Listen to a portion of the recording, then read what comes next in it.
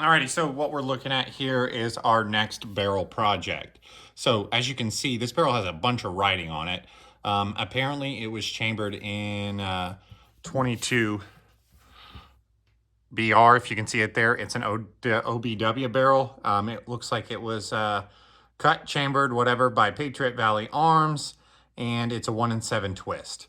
So there's a 22 barrel 1 in 7 twist. Now, as you can see here, it's got a bunch of writings on it. It seems like maybe this has 300 rounds on it. And as you can see there, it says does not group. So the same guy that I cut that barrel down for gave me this barrel, and he said, hey, if you want to play with it, here, you can have it. He doesn't know anything about it other than what is listed on here. So it sounds like this barrel never really grouped, and it looks like maybe they used the 88 grain burgers and the 85.5 grain burgers. Now, what does not group mean? Like, I don't know, right? Does that mean that this was shooting half MOA? Does that mean that this was shooting 3 MOA?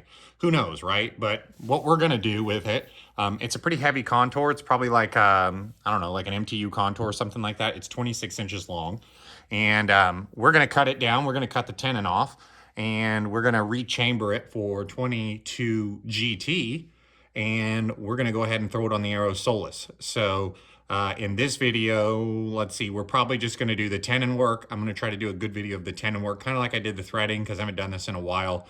And this one should be done the way that I like to do it. So this is the way that all my barrels are done.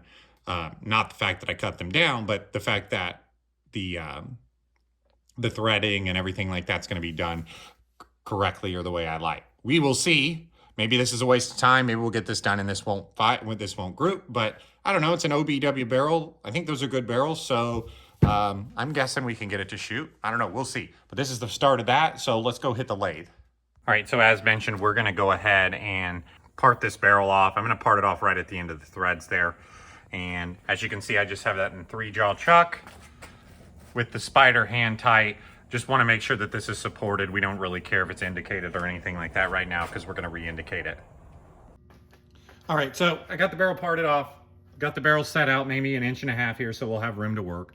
And then I've got this barrel now indicated. I've got my 4-jaw chuck with my copper kind of spacers in there so we can tilt the barrel, and I've got my outboard spider, which I'll show you here in a minute. But I now have this barrel running true. We are landing on that notch right next to 15 thousandths. And we are in the throat area with my long stem indicator. So you notice that we are basically indicated within, at least probably, if not a 1/2 thousand, probably a 1/4 thousandth. This is a 1,000th indicator, but as we can see there, we are landing on, that same notch there every time around. So we got that side set up. Now I've kind of done a back and forth here from the spindle side. Let me grab the camera and I'll show you what I mean by that. I don't have it set up right now, but I put a indicator in the bore here and make sure that we are indicated on both sides. All right, so I went ahead and got the indicator back out, and we've got it in the muzzle in there, so you can see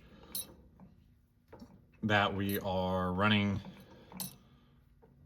true on that muzzle too. So we're coming back to that same tick mark every single time. So we're true on the muzzle, we're true on the breech end, so we're ready to go ahead and cut the tenon.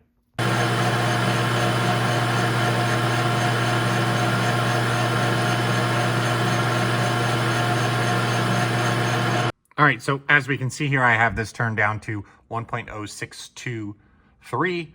So perfect for the threads that we're doing here. As you can see there on the end, there's a little bit left of the tenon that was there. We're gonna go ahead and just use that as a thread start. So we're gonna angle that off, because essentially we're trying to match a tenon that looks like that. So obviously we can just take that in there and kind of bevel that off so we can have kind of a thread start. So that should be no big deal. All right, so we've got our tenon cut. I've got a little line there that just lets me know where I'm gonna start my threads, because we need a little bit of space between the shoulder, and we're gonna thread left to right. I've got this cut down to the correct length. Need to get some of those chips out of there, but I've got it pretty smooth, and again, ready to thread here. So you can see we were able to save our twist rate, and we're gonna have to do something here with this 22BR. So I'll probably take that on the mill and mill that off so that's not there, since this is gonna be a GT. But it is now ready to thread, and we'll thread left to right, and then we'll be ready to chamber, which will be another video. All right, so I have everything set up here. I have my indicator here so I can start in the same spot every time. And I've got my tool upside down, again, lined up on that line, and we're gonna thread left to right here. I have to double check. I'll have to relook up how much thread depth we need, but I keep this set at 0, and then obviously we're gonna use our cross slide to come on in. All right, so we just took our first pass. We're gonna double check that we're not crazy and that we did 20 TPI, which looks correct there. So now we're gonna go ahead and take incremental passes here.